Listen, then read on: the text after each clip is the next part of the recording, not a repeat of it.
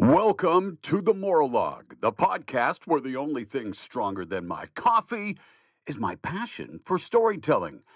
I was ringside Saturday night at T-Mobile Arena in Las Vegas calling the first Premier Boxing Champions pay-per-view of the year, and mamma mia! In the main event, David El Monstro Benavidez reminded everyone why his nickname, The Monster, isn't just for show. It's a warning label. Over 12 rounds of calculated carnage, he dished out a buffet of body shots and precision power punches against the ultra-talented David Morrell in a battle of undefeated light heavyweights just entering their respective primes. But hold the phone, Morrell wasn't just there to survive. The man dropped Benavidez for just the second time in his career in the penultimate round, stunning the crowd.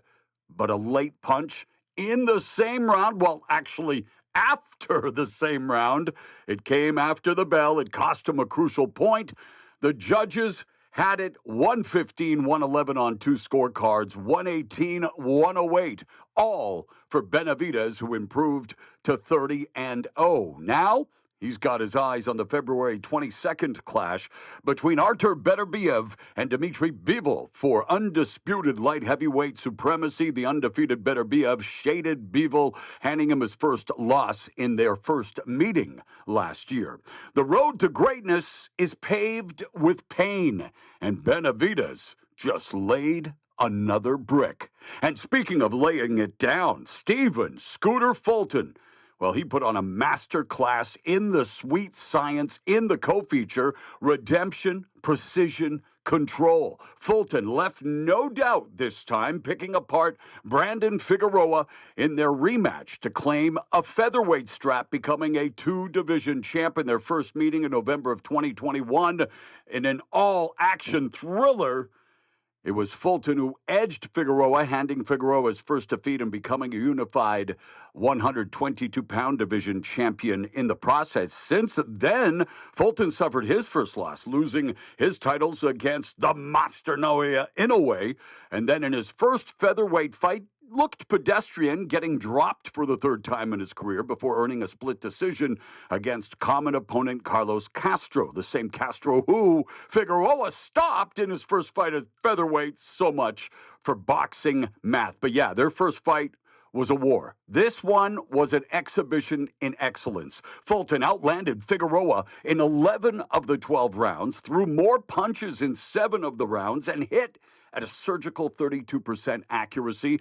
The judges side 116-112 on two scorecards and 117-111. In a sport where the sweet science is often overlooked for pure slugfest, Fulton reminded the world that slick still wins.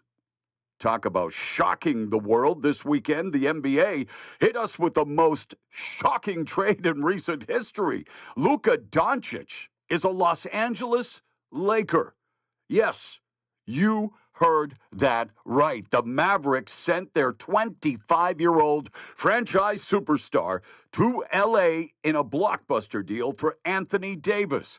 Now, some say Dallas was tired of Doncic's conditioning. Others claim they wanted to dodge his upcoming $345 million Supermax contract. Either way, the Western Conference just went from stacked to seismic. February 25, Mavs versus Lakers. Mark your calendars now. This trade didn't just shake up the league, it changed the entire landscape. And speaking of seismic shifts, the Grammys turned into a tribute this year, honoring those affected by the devastating LA wildfires. Host Trevor Noah set the tone, saying, "It's often said that in the darkest times, the best of humanity shines through. But make no mistake, this night was still about making history. Biggest wins? Album of the Year for Beyoncé, Cowboy Carter. Yeehaw! Queen Bee just refined country music, and finally, as the most nominated artist in Grammy history, finally took home the big one, Album of the Year. Record and Song of the Year, Kendrick Lamar, Not Like Us.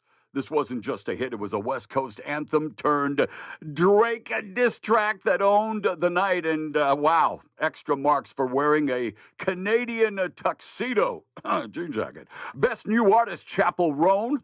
Elton John meets Lady Gaga at a karaoke bar. The world is obsessed. And of course, Roan has also been very open with her mental health issues. And speaking of health in general, while the 2025 Grammys, they gave us history, drama, and long overdue recognition. But when it comes to things that are overdue, finally, we have a painkiller that isn't an addiction trap. Meet Susuragine, a.k.a. Jernavix, the FDA-approved painkiller that fills the gap between Advil and opioids. No high, no addiction risk, just pain relief. In trials post-surgery, patients reported a 50% drop in pain, and over 80% gave it rave reviews. Experts say this could be a game changer in cutting opioid dependency. And honestly, it's about damn time we had an option between walk it off and full-blown narcotics. But listen, while we're on the subject of medicine, can we all agree that Netflix needs a prescription for codependency?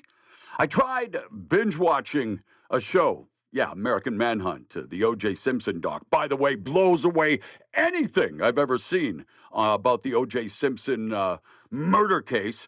And yeah, he did it. But every 5 minutes while I was watching, Netflix kept asking me, "Are you still there?" Hey, Netflix, I'm not just here, I'm committed. Well, when disaster strikes, the damage isn't just physical. It is psychological. And that's where psychological first aid comes in. Think of it as a CPR for mental health. It's not therapy, it's about listening, stabilizing, and supporting someone in shock. And here's the best part. Anyone can learn it.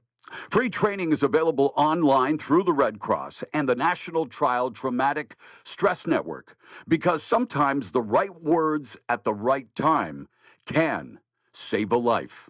And while we're speaking of saving lives, let's talk about saving your mindset. Today's motivation: work that optimism muscle. As the great broadcaster / cancer survivor Robin Roberts said, optimism is like a muscle that gets stronger with use. So whether life throws you curveballs, chair shots, or unexpected plot twists, train your optimism like a champ, because resilience is built one rep at a time. Believe me, I know. Thank you for listening to the Maurologue. Please like, share, and subscribe. Now, go and hold the door open for someone and keep fighting the good fight.